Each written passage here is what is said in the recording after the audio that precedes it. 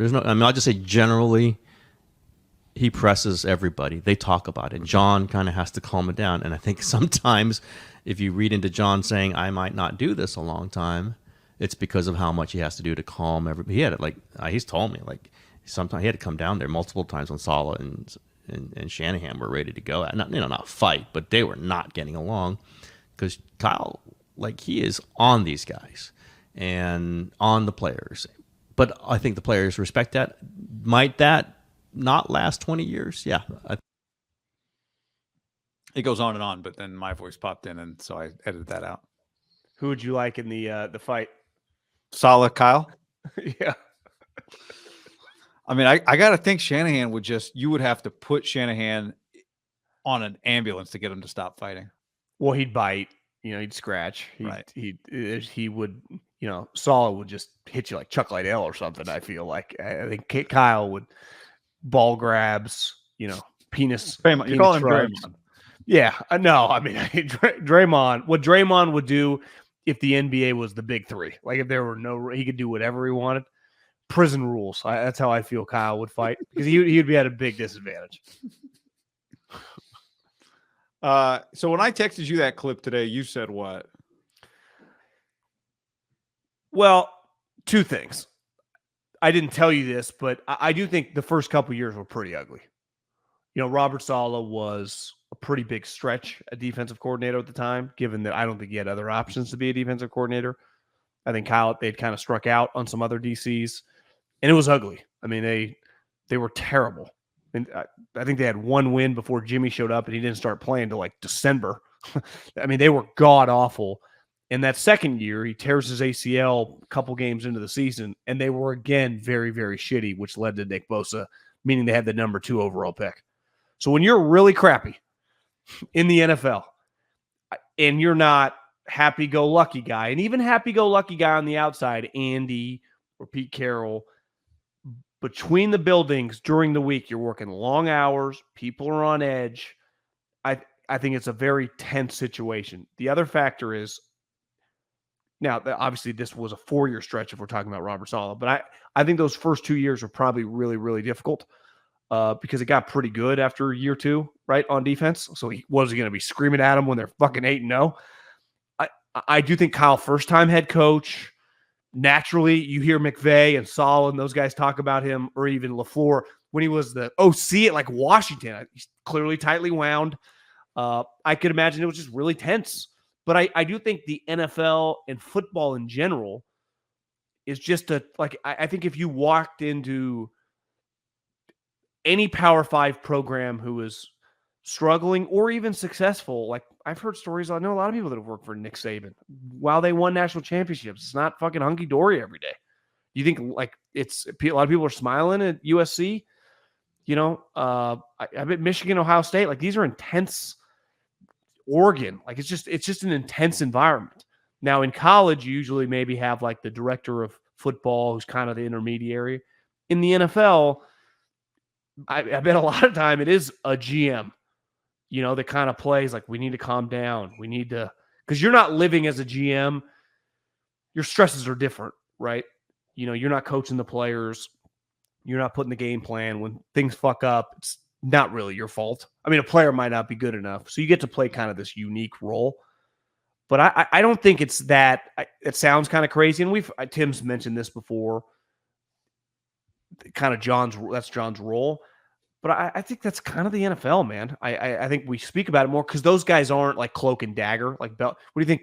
What do you think happens in New England? I'm not talking now they suck, but when they were good. I just don't think it's that abnormal in football to just be a tense. I mean, I work for Andy Reid, and it's just you're kind of you just standing up straight, head on when you were losing for sure. Winning, it's natural. Everyone's a little happier. That's the whole point of the sport. When you're losing, and remember they lost the fourth year too. After the Super Bowl was pretty ugly. Now they were better on defense. It was more the offense's fault. Yeah, I guess my point is I think it sounds a little crazier than it actually is in practice in the sport. I believe you. I think you're probably right. But I also think it highlights this specific dynamic because Kyle, if I told you 25 years from now, is Kyle still 20 years from now? Is Kyle Shanahan still coaching football? You'd go, yeah. Is John Lynch still a GM of an NFL team? I wouldn't think for a second that John Lynch is still a GM of an NFL team, right? Kyle's found himself a pretty unique partner in John Lynch, not just a guy that hadn't done it, but that he believed in. But for John, I mean, think about like the situation Mike Mayock had to take on. He took on a situation with a totally in control head coach who was an offensive play caller, who clearly respected him. He hired him. Mayock was well respected around the NFL, but he was not about, it doesn't seem like, to let Mike not manipulate him, but Mike just, you couldn't possibly have the stature that John Lynch has as it relates to Kyle. I mean, Kyle's dad coached the guy. Kyle grew up as a kid when this guy was on a team. I was texting you earlier, like, John Lynch is one of Kyle's football heroes. The stature that John has with Kyle is going to be really hard to replicate with whoever has to one day replace John Lynch in this organization. Well, I would say, Kyle, if you remember, got a start in Tampa Bay with Gruden. I don't know if John Lynch might have been gone by then, but usually, obviously, if he was gone, he was with Kyle's dad. That when you have a guy like John Lynch still had years left when Denver signed him. Like I would say, when you think John Lynch's Hall of Fame career, you think Tampa Bay, right? Team captain, Bucks. Yep. But he was still a good player for the Broncos. But usually when you get a guy who's still got something left, that especially with a legendary coach, that coaches always love that guy. He's just, when you're a great player, like you're not available. Like Andy got Alex Smith. I'm not saying Alex was as good as John Lynch, not a Hall of Famer. But like Andy had loved him for 7-8 years. So you just get the opportunity. Well, what makes it unique is I think Mike and Kyle look at football exactly the same. How many times, like if Kyle was in junior high or high school, just like, Dad, you got to get John Lynch. Or maybe Mike's like, I fucking love John Lynch. You should see this guy on film, son. And there's no chance that they didn't have those conversations, right? And I do think John would have respect no matter what. Like comparing John to Mike Mayock, who TV personality had made it to the NFL. But John was a legendary NFL player. Just a legendary, I would just say, person in football. There's not many, just the casual sports fan that is, 35 to 60 years old. Like you say John Lynch, it's just, it'd be like saying, I don't even know who, just Zach Thomas. Yeah, but there are certain, but I was just going to go like other sports, like Gary Payton or, he was just a staple famous guy in a sport. Yeah. Just baseball players like, I don't know, fucking Jay Buhner. That's not even good enough. Like he's a Hall of Famer, like Derek Jeter, whoever. But you just say his name. That Derek Jeter's more famous, but you know what I mean. He was a very famous, very very famous player. Feels like even higher than that. Higher than Robbie Alomar? Jim Thome. Because part of it, yeah, he's an American player too. Mark Teixeira. Yeah, bigger. Because it'd be someone in the 90s, so they were just way more famous than like Frank Mark Thomas. Teixeira. Too famous. Too famous, but similar dual sport athlete. I just think Kirby like Puckett. John Lynch, played for Bill Walsh. I think that John Lynch, the moment they win a Super Bowl, like dealing with this, like I do think John Lynch likes being in the trenches because you don't stay if you don't like being in the trenches. Yeah. I didn't care that much about being in the trenches, but I didn't play fucking NFL football. I didn't play college football. Like I listened to some of Pat Burrell. He KNBR had him on, the new hitting coach for Bob. I mean, Pat Burrell is rich. He is a notorious playboy. Yet when I heard him talking to Murph and Mac, just talking about like already reaching out to guys, like that guy's a junkie. Like he really likes he baseball. was scouting for. I remember seeing him in a college baseball game, and I heard like I think he got married, kind of things calmed down from that perspective. He was like scouting, like beating the bushes, right? You did that. Like it's not for the unfocused and the unmotivated. But clearly, once he got a little taste of it, he really liked it, right? Yeah. Because he wanted more. Now John got to skipped steps just to become the coolest part of the job. Because the of sense other where work that he'd done, earned it. Yeah, exactly. I don't even know. To me, like GMs and coaches sometimes complain. I don't even know if it's earned. He got an opportunity, and he's equipped, right? And Well, for this job, he's got the right skill set. yeah, and what did he do immediately? He brought in guys that have been GMs and another guy that apprenticed under Elway and Belichick. So he immediately did not act like, oh, well, I know all the players to pick. I got Adam Peters, who had came up the scouting way with big time teams and won Super Bowls, and Martin Mayhew that he had also played in the league, but had like worked his way into a scout and become a GM. So like he immediately just surrounded himself, with guys that know what they're doing.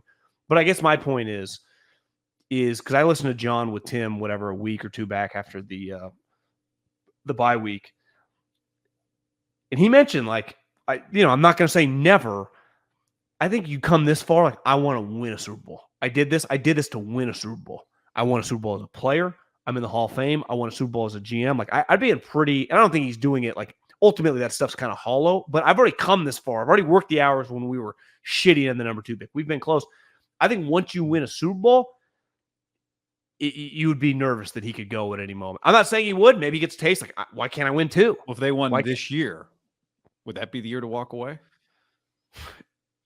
That assumes that like he's already really thought about it. Because it doesn't feel like did he come that close to Amazon? Because it feels like they wanted him and he didn't really. It feels like you put so much money in front of somebody, they've got to take your phone call and take exactly. I feel like McVay came way closer than John, right? Yeah, I mean McVay's thinking about is actively talking about leaving. Kind of proactive. No one brought it up, right? He proactively talks about not wanting to coach forever. Feels like Lynch was out of the game. Like it's different because Lynch was out of the game. Like Lynch came back for the drug, right? John came back for it. I don't see how if you win a championship this year with 2-year in the league, Brock Purdy, how do you walk away now to go, especially after you've watched say what you want. You watch the Amazon show. That could have been you. You're like, no, this is Thursday Night Football, Panthers, Bears. No, Niners GM. Yeah. Well, Herb Street is not. But Herb it's not Street even ain't gonna about be on that. Amazon for 5 years, right? Yeah, they're going to have a new guy, so they're going to keep throwing money around. Al's adamant he's coming back, but they're just going to be enormous players. Like that seat is just going to open up, and they're not going to not come back after the big names. Like they would still want Sean McVay. If John Lynch were to win a Super Bowl, make a lot of sense. I mean, those two guys still make a ton of sense. Like it's hard to get better than that. I saw Kawakami was tweeting about it. Jason Kelsey, because they're like promoting the Amazon show or whatever, they had their bye week and was in the booth with Herb Street and Al Michaels. Were you watching last week when he was in the booth? No. And people were like, is he going to be in that seat next year? Like when he retires? And he'd be good. But like he would be a guy that would make sense, right? Big famous name. But they had the chance to do that this year with like Richard Sherman or whatever. They went with, or 2 years ago, they went with Herb Street. We'll see next year if Brady really does go work for Fox, right, on the number 1 game or not. What does Olsen do? But I would feel. See, I don't think if you're Amazon, you're saying like, do you hire just Greg Olsen? Yeah. Not knowing, I don't know his contract. Maybe he's under contract. I don't know.